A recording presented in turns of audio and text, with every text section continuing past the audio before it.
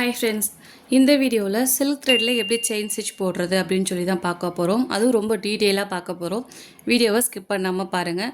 நிறைய பேர் அடிக்கடி என்கிட்ட கேட்டது, சில்க் த்ரெட்டில் செயின் ஸ்டிச் எப்படி போட்டாலுமே எனக்கு வரலை, ஒன்று த்ரெட்டு கட் ஆகுது, அப்படி இல்லைனா டபுள் த்ரெட்டாக மேலே வரலை, இல்லைனா சிங்கிள் த்ரெட்டாக தான் வருது, இல்லைனா நூல் வந்து பிசுறு அடிக்குது.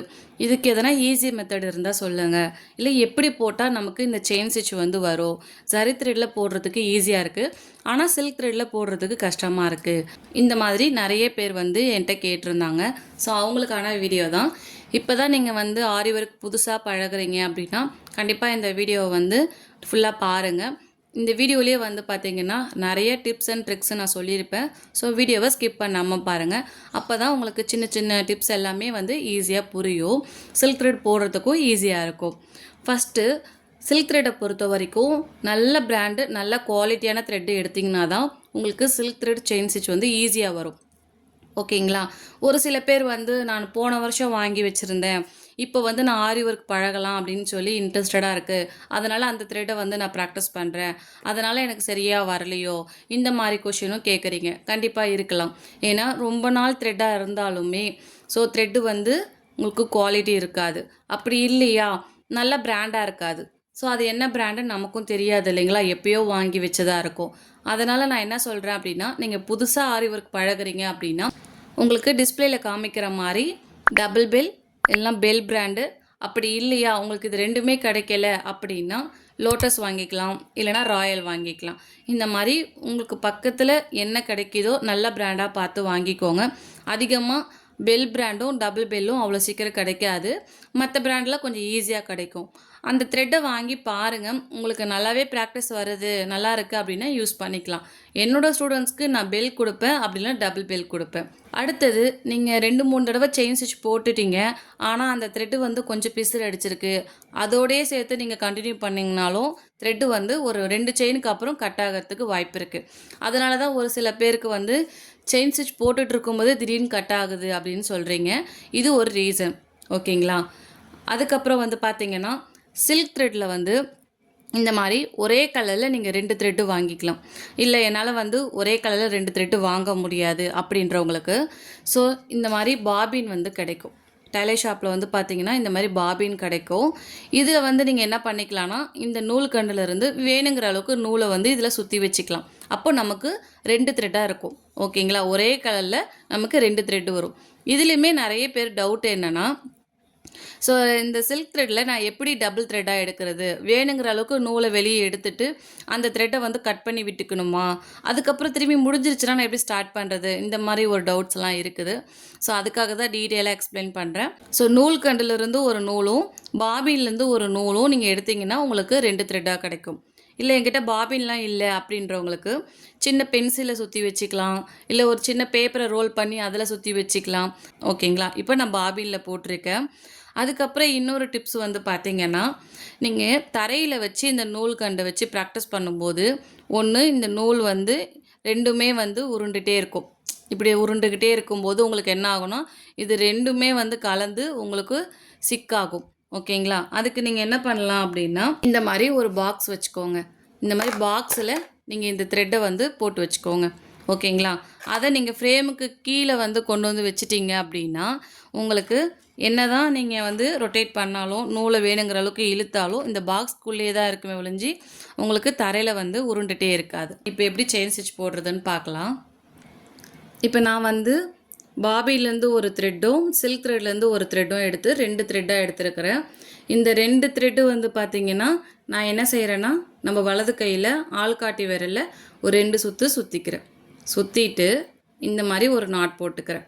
கொஞ்சம் நல்லா பெரிய நாட்டாக கூட போட்டுக்கோங்க, அப்போ தான் உங்களுக்கு அந்த நாட் கூட மேலே வராது. ஸோ இந்த மாதிரி கொஞ்சம் பெரிய த்ரெட்டாக போட்டுக்கிட்டேன். அடுத்து ஊசியில் வந்து பார்த்திங்கன்னா அயன் நீடில் உங்களுக்கு எந்த ஒரு பிராண்டுமே இருக்காது. நல்லா உருளையாக நல்லா தடிமனாக இருக்கும். இந்த ஊசியோட முனையை பார்த்திங்கனாலே தெரியும். இந்த ஊக்கோட பாயிண்ட் இருக்குது பார்த்திங்களா, இது வந்து உங்களுக்கு நல்லா கொஞ்சம் தடிமனாக இருக்கும். பார்த்திங்கனாலே தெரியும். இது வந்து த்ரெட்டுக்காக யூஸ் பண்ணுறது. இதில் எந்த ஒரு நம்பரும் மென்ஷன் பண்ணியிருக்க மாட்டாங்க, எந்த ஒரு பிராண்டுமே இருக்காது. இந்த மாதிரி ப்ளைனாக தான் இருக்கும். அடுத்தது வந்து பார்த்திங்கன்னா துளி பிராண்டு. ஸோ என்னோடய ஸ்டூடெண்ட்ஸ்க்கு நான் 2 நீடிலுமே வந்து கிட்டில் கொடுப்பேன். இதில் வந்து பார்த்திங்கன்னா உங்களுக்கு 14 0.5 அப்படின்னு சொல்லி மென்ஷன் ஆகிருக்கும். உங்கள்கிட்ட 13 இருக்குது அப்படின்னாலும் யூஸ் பண்ணிக்கலாம், இல்லை அப்படின்னாலும் 14 யூஸ் பண்ணிக்கலாம். இந்த 2 நீடிலுமே த்ரெட்டுக்கு யூஸ் பண்ணிக்கலாம். இதில் வந்து பார்த்திங்கன்னா உங்களுக்கு எந்த நம்பரும் மென்ஷன் ஆகிருக்காது. ஊசியோட முனையில் வந்து நல்லா உருளையாக இருக்கும், தடிமனாக இருக்கும். ஓகேங்களா? இது வந்து த்ரெட்டுக்குள்ளது. இந்த 2 நீடிலில் உங்களுக்கு எந்த நீடில் இருந்தாலும் ப்ராக்டிஸ் பண்ணுங்கள். சரிங்களா? நான் ஃபஸ்ட்டு வந்து உங்களுக்கு துலிப் பிராண்டில் எப்படி ப்ராக்டிஸ் பண்ணணும்னு சொல்லித்தரேன். இப்போது நம்ம நாட் போட்டு எடுத்துருக்கோம் இல்லைங்களா? இதை வந்து நம்ம என்ன பண்ணணும் அப்படின்னா, நம்ம இடது கையில் வந்து ஆள்காட்டி விரல் இருக்குது பார்த்தீங்களா? இந்த ஆள்காட்டி விரல் மேலே ஒரு சுற்றிட்டு அடுத்து நடுவிரல், ஆள்காட்டிக்கு விரலுக்கு பக்கத்து விரல் இருக்கு இல்லைங்களா? அங்கே வந்து நம்ம த்ரெட்டை வந்து பிடிச்சிக்கணும் கட்டை விரலால். ஸோ நம்ம பூ கட்டுவோம் பார்த்தீங்களா? அந்த மாதிரி நம்ம வந்து பிடிச்சிக்கணும். ஓகேங்களா? நான் வந்து நெட் கிளாத் எடுத்துருக்கிறேன். ஏன்னா உங்களுக்கு நார்மலாக ப்ளைன் கிளாத் வந்து நம்ம யூஸ் பண்ணும்போது 2 வீடியோவாக பார்க்குற மாதிரி இருக்கும். மேலே என்ன நடக்குது, ஃப்ரேமுக்கு கீழே வந்து என்ன நடக்குது அப்படின்னு சொல்லி 2 வீடியோவாக பார்க்குற மாதிரி இருக்கும். உங்களுக்கு கன்ஃபியூஸ் ஆகும் எந்த வீடியோவை பார்க்குறது அப்படின்னு சொல்லிட்டு. ஓகேங்களா? அதனால் உங்களுக்கு நெட் ஃபேப்ரிக்கில் நான் சொல்லித்தர போகிறேன். ஏன்னா ஒரே டைமில் நீங்கள் 2மே கவனிக்கிற மாதிரி இருக்கும். அதுக்காக தான். இப்போது ஃப்ரேமுக்கு கீழே வந்து நான் த்ரெட்டை கொண்டு வந்திருக்கேன். இதில் நம்ம என்ன பண்ணணும் அப்படின்னா, மேலே இருக்குது பார்த்தீங்களா? இந்த த்ரெட்டை தான் நம்ம ஊசியில் மேலே பிடிச்சி இழுக்கணும். சரிங்களா? அதுவும் 2 த்ரெட்டாக தான் நம்ம பிடிச்சி இழுக்கணும். இப்போது ஃப்ரேமுக்கு கீழே வந்து நான் த்ரெட்டு கொண்டு வந்திருக்கேன். எப்படி பிடிச்சிருக்கேன்னு பாருங்கள். ஆள்காட்டி விரலுக்கு மேலே நூலை சுற்றி நான் பிடிச்சிருக்கிறேன். இந்த ஊசியில் வந்து பார்த்திங்கன்னா ஊசியோட முனை வந்து நம்மளை பார்த்து தான் இருக்கணும். இதில் துலிப் பிராண்ட் யூஸ் பண்ணிங்கன்னா அதோட நேம் வந்து நம்மளை பார்த்து இருக்கணும். ஓகேங்களா? இப்போ நீடில் வந்து நான் இன்சர்ட் பண்ணுறேன். இன்சர்ட் பண்ணிவிட்டு கீழே கொண்டு போய் ஊசியில் த்ரெட்டை மாட்டுறேன். மாட்டிட்டு பொறுமையாக மேலே எடுக்கிறேன். நமக்கு 2 த்ரெட்டாக தான் மேலே வரணும். பாருங்கள், சிங்கிள் த்ரெட்டாக வரல, 2 த்ரெட்டாக தான் வந்திருக்கு. நம்ம போட்ட நாட்டுமே கரெக்டாக இங்கே வந்து நிற்கிது. உங்களுக்கு பார்த்தீங்கனாலே தெரியும் 2 த்ரெட்டாக வந்திருக்கு. ஃபஸ்ட் டைம் போடும்போது கொஞ்சம் பெரிய பெரிய செயினாகவே போடுங்க. நீடில் பாருங்கள், கரெக்டாக செங்குத்தாக வந்து நான் இன்சர்ட் பண்ணுறேன். இன்சர்ட் பண்ணிவிட்டு நீடில் இருக்கு இல்லைங்களா? இந்த நீடில் அந்த 2 த்ரெட்டுமே ஒன்றா பிடிச்சி ஒரு சுற்றிக்கிறேன். இப்படி சுற்றிட்டு பொறுமையாக மேலே நீடில் எடுக்கும்போது நமக்கு கிளாத்தில் டச் ஆகும். அப்போ என்ன பண்ணணும் அப்படின்னா, இந்த பிராண்டு நேம் இருக்குது இல்லைங்களா? அதை அப்படியே பேக் சைடு திரும்ப ஃப்ரண்ட்டுக்கு கொண்டு வரணும். இந்த மாதிரி நீங்கள் ரொட்டேட் பண்ணி கொண்டு வரும்போது ஆட்டோமேட்டிக்காக அந்த த்ரெட்டு வந்து மேலே வந்துடும். ஓகேங்களா? இப்போது அந்த ஊசியோட முனையை வச்சு நம்ம மேலே இழுக்காமல் கொஞ்சம் ஊசிக்குள்ளே நூலை விட்டு பொறுமையாக உங்களுக்கு எந்த அளவுக்கு செயின் வேணுமோ அந்த அளவுக்கு செயினை எடுத்து திரும்பவும் அதே லைனில் பஞ்ச் பண்ணணும். பாருங்கள், பஞ்ச் பண்ணிட்டேன். இப்போது நீடில் ஒரு சுற்றிட்டு பொறுமையாக மேலே எடுக்கிறேன். கிளாத்தில் டச் ஆகும்போது பேக்கு ஃப்ரண்ட்டு. திரும்ப நான் என்ன செய்கிறேன், நூலுக்குள்ளே கொஞ்சம் ஊசியை விட்டு பொறுமையாக வேணுங்கிற அளவுக்கு செயினை எடுத்துக்கிறேன். ஸோ வீடியோவை ஸ்கிப் பண்ணாமல் பாருங்கள். அப்படி உங்களுக்கு பேக்கு ஃப்ரண்ட்டுன்னு ஒரு தடவை ரொட்டேட் பண்ணும்போது வரலை அப்படின்னா ஒரு 2 தடவை கூட நீங்கள் ரொட்டேட் பண்ணிக்கலாம்.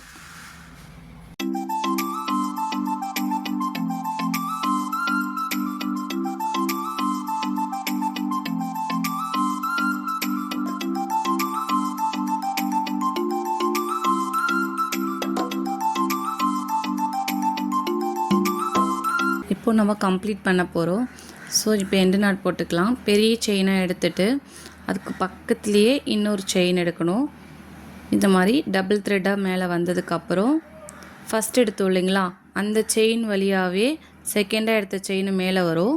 ஸோ இப்போ பார்த்தீங்கன்னா ஃபஸ்ட் எடுத்த செயின் வந்து சின்னதாகிடுச்சு, செகண்டாக எடுத்த செயின் வந்து பெருசாக இருக்குது.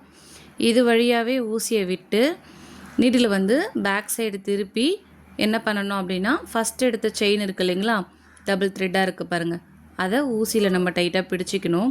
பொறுமையாக த்ரெட்டை கீழே இழுத்திங்கன்னா உங்களுக்கு எண்டு நாட் விழுந்துடும். இந்த எக்ஸ்ட்ரா இருக்க த்ரெட்டை நீங்கள் என்ன பண்ணலான்னா, ஃப்ரேமுக்கு கீழே இருந்து ஊசியை விட்டு நீங்கள் இப்படி கீழே இழுத்து விட்டுறலாம். ஓகேங்களா? ஸோ அப்போ உங்களுக்கு மேலே வந்து பார்த்திங்கன்னா ஃபினிஷிங் நல்லாயிருக்கும். ஸோ ஃபஸ்ட் டைம் போடும்போது கொஞ்சம் த்ரெட்டு பெருசாக இருக்க மாதிரி தான் இருக்கும். நீங்கள் எண்டு நாட் போட்டு ப்ராக்டிஸ் பண்ண சரியாயிடும். இன்னும் ஒரு தடவை போட்டு காமிக்கிறேன். ஸோ வீடியோவை ஸ்கிப் பண்ணாமல் பாருங்கள்.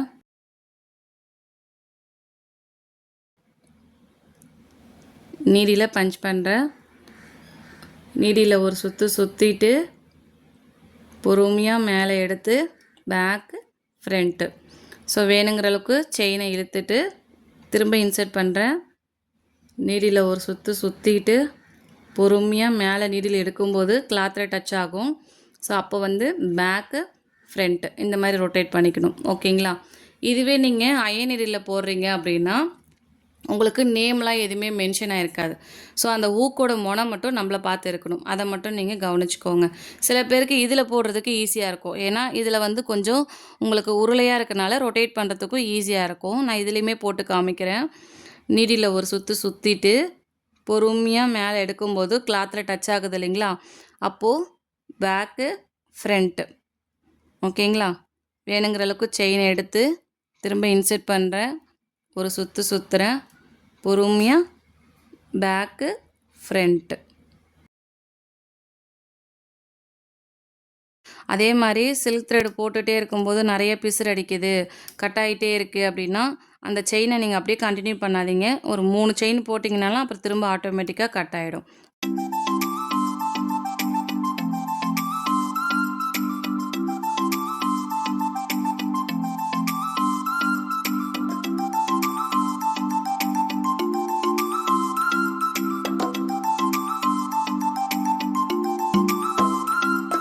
இப்போ எண்டு நாட் போட்டுக்கலாம். டபுள் த்ரெட்டாக எடுத்துருக்கிறேன். அதுக்கு பக்கத்திலே இன்னொரு செயின் எடுத்து ஃபஸ்ட் எடுத்த செயின் வந்து சின்னதாகிடுச்சு. செகண்டாக எடுத்த செயின் வந்து பெருசாக இருக்குது. இந்த செகண்டாக எடுத்துருக்கோம் இல்லையா செயின், இது வழியாகவே ஊசியை விட்டு ஃபஸ்ட்டு எடுத்துருக்கிற த்ரெட்டை வந்து நம்ம ஊசியில் நல்லா டைட்டாக பிடிச்சிக்கணும். பிடிச்சிட்டு பொறுமையாக த்ரெட்டை கீழே இழுத்திங்கன்னா உங்களுக்கு எண்டு நாட்டு விழுந்துடும். ரொம்ப ஈஸி. ப்ராக்டிஸ் பண்ண வந்துடும். ஏன்னா நம்ம புதுசாக கற்றுக்கும் போது இந்த மாதிரி ப்ராப்ளம் வரதெல்லாம் சகஜம்தான். என்னோடய ஸ்டூடெண்ட்ஸுமே வந்து நான் வந்து ஆரி ஒர்க்கு பழகணும்னு ரொம்ப ஆசையாக வந்தேன், எனக்கு சில்க் த்ரெட்டே சரியாக வரலை, அதனாலே எனக்கு இன்ட்ரெஸ்ட்டு போயிடுச்சு, இந்த மாதிரிலாம் வந்து கமெண்ட் பண்ணுவாங்க, இல்லை மெசேஜ் பண்ணுவாங்க. நான் என்ன சொல்கிறேன் அப்படின்னா, ஃபஸ்ட் டைம் கற்றுக்கும் போது எந்த ஒரு விஷயம்னாலும் நமக்கு ஃபஸ்ட்டு வராது. நம்ம அதை ப்ராக்டிஸ் பண்ண தான் வருமே. எக்ஸாம்பிளுக்கு டெய்லரிங்காக இருக்கட்டும், ட்ராயிங்காக இருக்கட்டும், ஏன் சமையலாக கூட இருக்கட்டும், எல்லாருக்குமே எடுத்த உடனே வராது. அதை நம்ம முயற்சி பண்ணி பார்க்கும்போது தான் அது நமக்கு சரியாக வரும்.